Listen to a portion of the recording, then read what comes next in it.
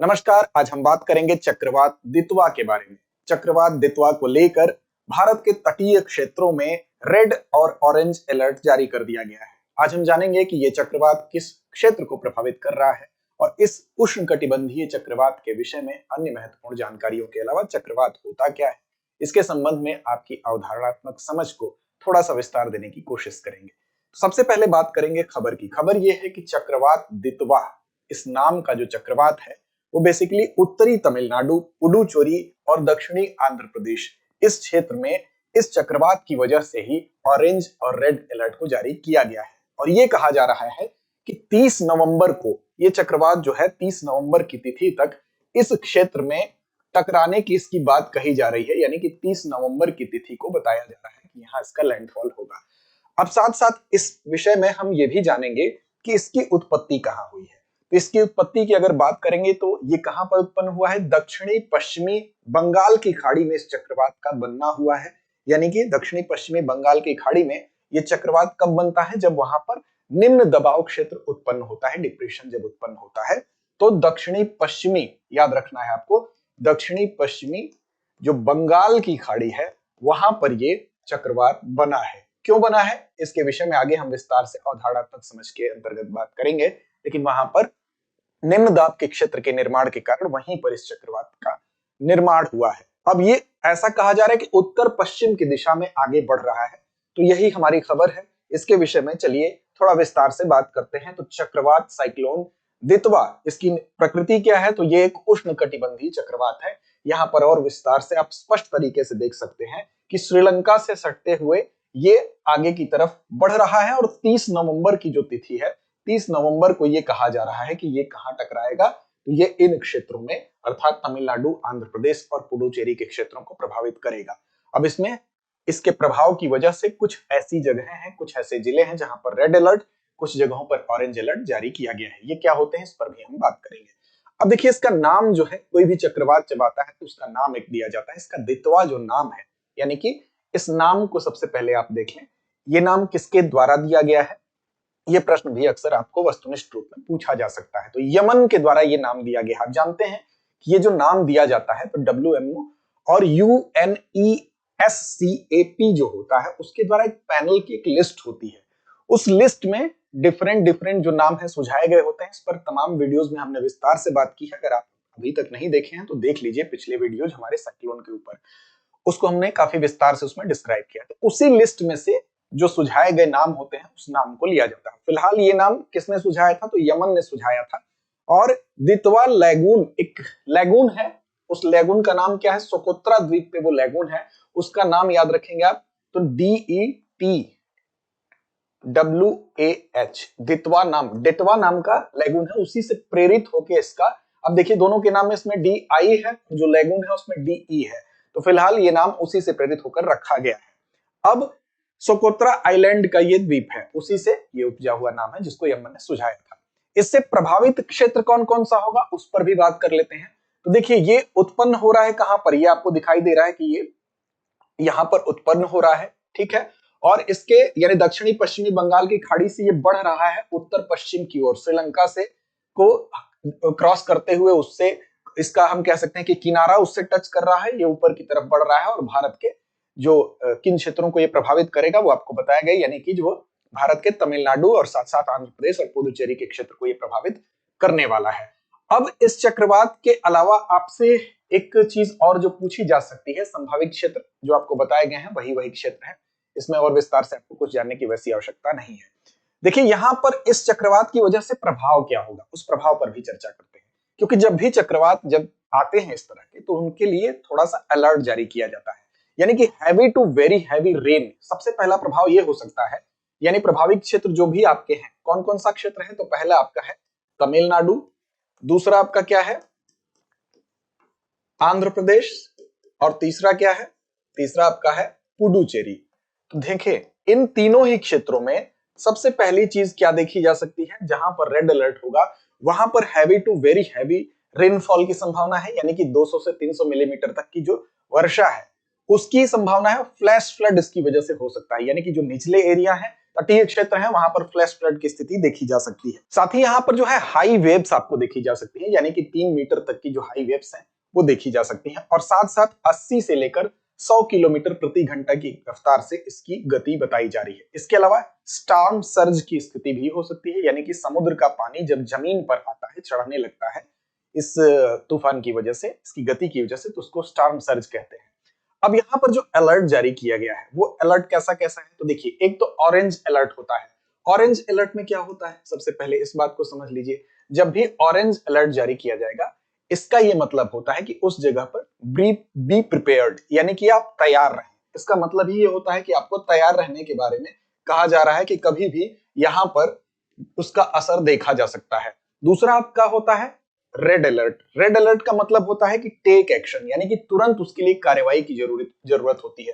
तो जिन जिलों में रेड अलर्ट जारी किया गया है, उसका यह मतलब होता है कि तुरंत वहां पर क्या करना है, टेक एक्शन, यानी कि तुरंत वहां पर तैयारी, कार्रवाई जरूरी हो जाती है। इसके अलावा एक होता है येलो अलर्ट।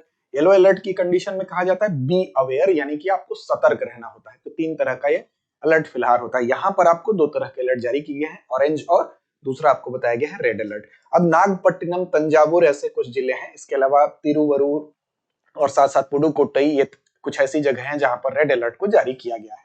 अब देखिए, चक्रवात पर अगर बात करें तो चक्रवात के विषय में सबसे पहले हम बात समझेंगे, इसकी अवधारणा को समझेंगे।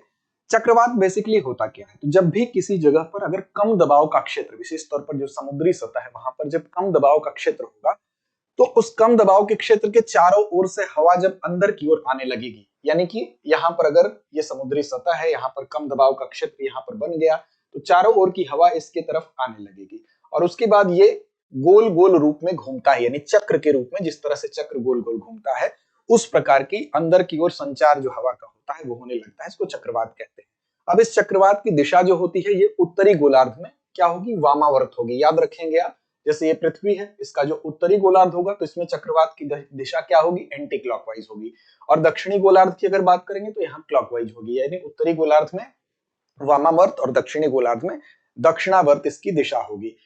अगर चक्रवात की बात करें तो चक्रवात जो है, बेसिकली ये जो शब्द है ये कहां से निकला है, तो ये एक ग्रीक शब्द है जिसका नाम है साइक्लोस। क्या नाम है, साइक्लोस। तो ग्रीक शब्द साइक्लोस से ही चक्रवात बना है। कौन सा शब्द है, तो ग्रीक शब्द है। अब इसका मतलब क्या होता है, तो इसका मतलब होता है सांप की कुंडलियां, जैसे सांप कुंडली बना के गोल बन के बैठता है, उसी से इसकी उत्पत्ति हुई है। तो ग्रीक शब्द साइक्लोस से बना हुआ है चक्रवात, जो साइक्लोन जिसको हम कहते हैं। और हेनरी पेडिंगटन नाम के एक व्यक्ति थे, उन्होंने इस शब्द को गढ़ा था। तो हेनरी पेडिंगटन का नाम आपको याद रखना है। अब ये चक्रवात के अगर टाइप की बात कर लें तो मुख्य रूप से अगर देखा जाए तो 2 तरह के होते हैं। एक होता है उष्णकटिबंधीय चक्रवात, जिसको कि हम सामान्य रूप से इस चक्रवात को उसी श्रेणी में देख रहे हैं। ये चक्रवात जो दितवा है कैसा है, उष्णकटिबंधीय चक्रवात है। और दूसरा अतिरिक्त उष्णकटिबंधीय चक्रवात, जिसको शीतोष्णकटिबंधीय चक्रवात या मध्य अक्षांशीय चक्रवात जैसे अन्य नामों से भी जाना जाता है। अब जो WMO है उसने ये कहा है कि जो उष्णकटिबंधीय चक्रवात है उसको कब कहा जाएगा, तो उसके लिए अलग अलग जो गतियां हैं वो भी बताई गई हैं, उसको भी हम आपको विस्तार से भी बताते हैं। अब देखिए, चक्रवात के उत्पन्न होने के लिए कुछ सिचुएशंस होती हैं, कुछ परिस्थितियां होती हैं। चक्रवात कब उत्पन्न होगा, सबसे पहले उसके लिए क्या जरूरी है। देख रहे हैं कि आप यहाँ पर एक चित्र दिखाया गया है, इसमें एक विशाल सतह आपको दिख रही है, होगी समुद्री सतह। तो इस समुद्री सतह का सबसे पहले जो टेम्परेचर है वो अगर 27 डिग्री सेल्सियस से अधिक होगा, यानी कि पहले तो सबसे जरूरी है विशाल समुद्री सतह, यानी कि पहली कंडीशन क्या होगी, हमारे पास सतह जो है एक विस्तार होगी समुद्री। दूसरा है कि इसका जो टेम्परेचर है वो कितना होना चाहिए, तो 27 डिग्री सेल्सियस या इससे अधिक होगा तो चक्रवात के लिए आइडियल सिचुएशन होगी। अब देखिए, ऐसी सिचुएशन वहां पर होगी जहां पर उष्णकटिबंधीय क्षेत्र है, क्योंकि वहां पर सूर्यातप अधिक आता है, सूर्यातप के अधिक आने से गर्मी अधिक होगी, यानी कि वहां पे जो समुद्र का सरफेस है, जो समुद्री सतह है, उसका तापमान अपने आप इतने डिग्री सेल्सियस से ऊपर होगा। तो इसीलिए आप देखेंगे कि यहाँ पर उसके लिए एक आइडियल कंडीशन होती है। दूसरा यह है कि कोरियोलिस बल की उपस्थिति होनी चाहिए, क्योंकि कोरियोलिस बल ही वो बल होता है, एक प्रकार का आभासी बल होता है जो पृथ्वी की घूर्णन की गति के कारण लगता है, जिसकी वजह से चक्रवातों को जो सर्पिल आकार मिलता है, यानी जो चक्रवात सांप की कुंडली की तरह आपको दिखते हैं, उसके लिए जिम्मेदार अगर कोई बल होता है तो कोरियोलिस बल होता है, यानी पृथ्वी के घूर्णन के कारण लगने वाला एक आभासी बल। इसके अलावा कमजोर निम्न दाब क्षेत्र का होना जरूरी है। अब देखिए जहां पर जब यहां पर गर्मी कहीं पड़ रही है तो गर्म होकर क्या होगा, गर्म होगा चीज, तो गर्म चीज ऊपर उठती है क्योंकि उसका वेट हल्का होगा, और ऊपर उठेगा तो उस जगह पर क्या होगा, एक लो प्रेशर जोन बनेगा, यानी कि निम्न दाब क्षेत्र बनेगा। तो इसके लिए निम्न दाब क्षेत्र का होना भी जरूरी है। समुद्र तल से ऊपर की तरफ एक विचलन प्रणाली का जन्म होता है, उसको भी हम आपको समझाते हैं। तो ये कुछ कंडीशंस होती हैं जो कि चक्रवात के लिए जरूरी होती हैं। अब देखिए चक्रवात कैसे उत्पन्न होता है उस पर एक नजर डालते हैं। तो देखिए चक्रवात के उत्पन्न होने में सबसे पहले चक्रवात का गठन होगा। अगर गठन की बात कर लें मतलब प्रारंभिक चरण होगा। प्रारंभिक चरण क्या है कि सतह पर ये आप लार्ज वार्म ओशियन वाटर दिख रहा है। अब यहां पर जब टेम्परेचर ज्यादा होगा तो ये ऊपर जो है, ये आपकी जो हवा गर्म हवा है वो ऊपर उठने लगेगी। और ये जो जलवाष्प है, इस जलवाष्प के रूप में जैसे ही ऊपर उठेगी, ऊपर जाने के बाद धीरे धीरे क्या होता है, क्योंकि ऊपर जाने पर जो तापमान है वो कम होता है, तो ये जलवाष्प के रूप में जब ऊपर उठेगी गर्मी के कारण, तो यहां पर जो जगह होगी ऊपर उठने के कारण ये जगह क्या होगी, तो लो प्रेशर जोन बन जाएगा, यानी कि ये क्या होगा, एक निम्न दबाव का क्षेत्र बन जाएगा। और ये हवा जो जलवाष्प के रूप में ऊपर जा रही है, यहां पर धीरे धीरे ये ठंडी होगी, और ठंडी होने का मतलब यहां पर कंडेंसेशन होगा। कंडेंसेशन का मतलब कि संघनन होगा। अब ये जलवाष्प संघनित होगी, और संघनित होने के बाद ये जो होगी द्रव के रूप में बदलेगी, यानी कि ठंडी होने के बाद ये जलवाष्प जो है वो द्रव के रूप में जब बदलेगी, तो यहाँ पर संघनन की प्रक्रिया के बाद क्या होगा, द्रव के रूप में बदलेगी, तो ये बूंदें जो होंगी जब वाष्प द्रव में कन्वर्ट होगा तो उसमें से गुप्त उष्मा मुक्त होगी, और गुप्त उष्मा के मुक्त होने की वजह से आसपास की जो जगह होगी वहां पर ये उष्मा अन्य चीजों को भी, आसपास के वातावरण को भी गर्म करेगी। उससे क्या होगा कि इस प्रक्रिया में और तेजी देखने को मिलेगी। अब इसकी वजह से ये बूंदें जब नीचे आती हैं और नीचे से जलवाष्प ऊपर जा रही है, तो इन दोनों में बीच में एक घर्षण जैसी स्थिति होगी। इसीलिए आपने कभी कभी देखा होगा जब नीचे से ऊपर जलवाष्प जा रही है, ऊपर से बूंदें नीचे आ रही है, तो इनके बीच में जो घर्षण होगा उसके परिणाम स्वरूप ही जो तड़ित झंझा होता है उसकी उत्पत्ति होती है।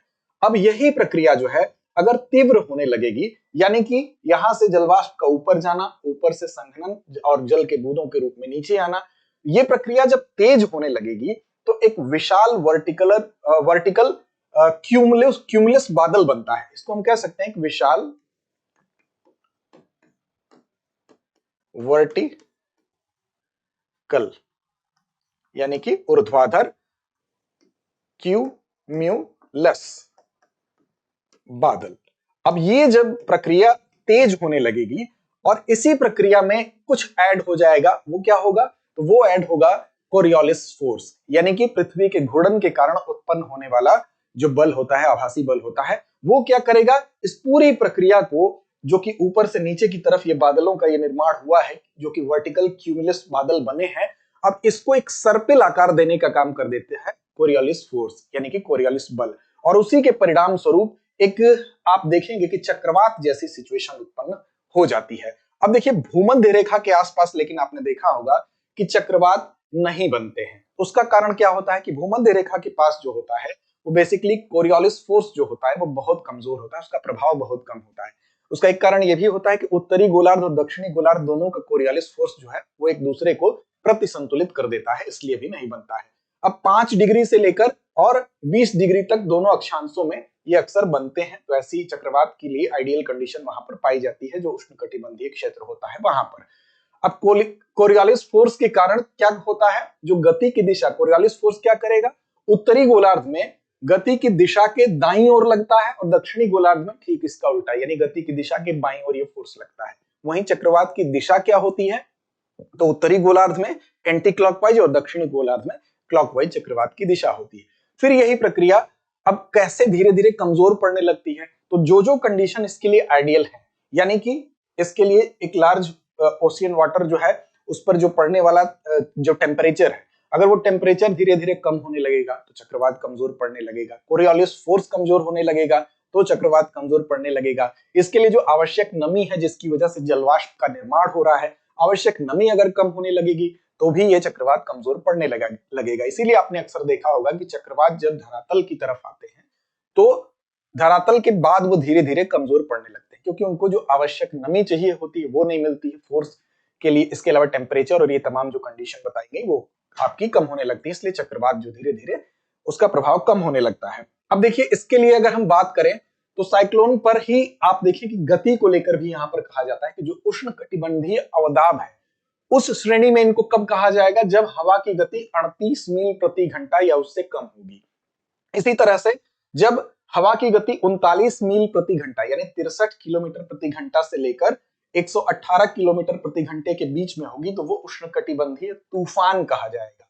और जब हवा की गति 119 किलोमीटर प्रति घंटा या उससे ज्यादा होगी तो ये क्या कहलाने लगता है, ये कहलाने लगता है हरिकेन, चक्रवात या इसके अन्य नाम जो होते हैं टाइफून। तो इसका मतलब कि ये गति के हिसाब से ही इसका नाम भी परिवर्तित होता है, यानी कि अगर 63 किलोमीटर प्रति घंटा से लेकर 118 किलोमीटर प्रति घंटा के बीच में गति है तो उष्णकटिबंधीय तूफान कहा जाएगा। उससे ज्यादा जब होगा तब ये चक्रवात, उष्णकटिबंधीय चक्रवात या उष्णकटिबंधीय हरिकेन या उष्णकटिबंधीय टाइफून, जो अलग अलग रीजन में इसके नाम होते हैं, तब उस श्रेणी में इसको वो नाम दिया जाता है। और उष्णकटिबंधीय अवदाब कब कहा जाएगा, जब इसकी गति 38 मील प्रति घंटा से कम या उतने तक होगी। तो ये इसकी गति के आधार पर इसके नामकरण थे।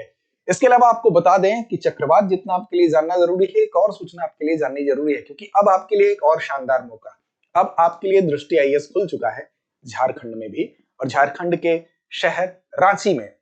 अब वहां पर भी अगर आप जेपीएससी और यूपीएससी की तैयारी करना चाहते हैं तो आप उस सेंटर से जुड़ सकते हैं, उसका लाभ उठा सकते हैं। इसके अलावा आपके लिए महत्वपूर्ण सूचना यह भी है कि अब आपको बजट की वजह से गुणवत्ता से समझौता नहीं करना पड़ेगा, क्योंकि दृष्टि आईएएस आपके लिए लेकर आई है एक ऐसा शानदार कोर्स जो कि 26 वर्षों के अनुभवों के आधार पर तैयार किया गया है और मात्र 24,999 रुपए का ये कोर्स है, जिसका नाम है GS studio foundation live online course. यानी कि आपकी जीएस की जो संपूर्ण तैयारी है प्रीलिम्स से लेकर मेंस तक, वो इस कोर्स के माध्यम से मात्र 14 माह में होने वाली है। इसकी वैलिडिटी है 18 माह तक की। साथ ही साथ इसके लिए एडमिशन प्रारंभ है। बैच की शुरुआत हो रही है 9 दिसंबर शाम 5 बजे से हिंदी माध्यम, 10 दिसंबर शाम 6 बजे से इंग्लिश मीडियम के लिए। लिंक में आपको डिस्क्रिप्शन में लिंक मिलेगा, उस पर आप जा सकते हैं, हमें कॉल कर सकते हैं अधिक जानकारी के लिए। 8750187501 हमारा नंबर है। इसके अलावा अगर आप चाहते हैं 2027, 28, 29 की तैयारी, तो आपके लिए एक बेहतरीन कोर्स है। इस कोर्स की बहुत सारी विशेषताएं हैं, उन विशेषताओं पर एक नजर डालते हैं। 1250 प्लस घंटों की कक्षाएं आपको मिलेंगी स्टूडियो से, ये लाइव कक्षाएं होंगी। 18 माह तक इसकी वैलिडिटी होगी और इस वैलिडिटी को बढ़ाने का विकल्प भी होगा। लेक्चर के दौरान बोर्ड पर जो भी लिखा जाता है, समझाया जाता है, उसका पीडीएफ भी आपको मिलेगा, जिससे कि आपका रिवीजन आसान हो सकेगा।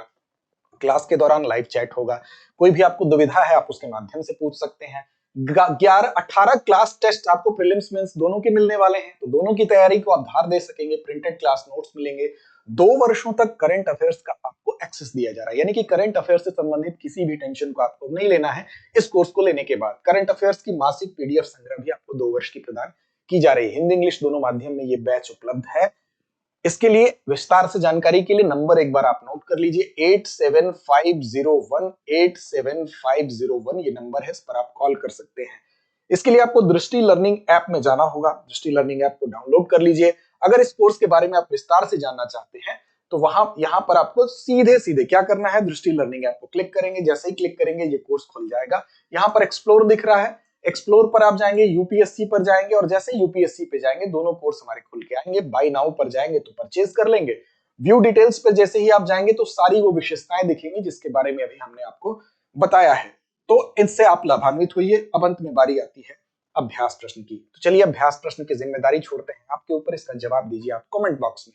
प्रश्न आपके लिए है कि साइक्लोन दितवा का नाम किस देश ने सुझाया है। विकल्प आपके सामने है, भारत, श्रीलंका, यमन या बांग्लादेश। तो इस प्रश्न का जवाब कमेंट बॉक्स में दीजिए। लड़ते रहिए अपने लक्ष्य की ओर बढ़ते रहिए।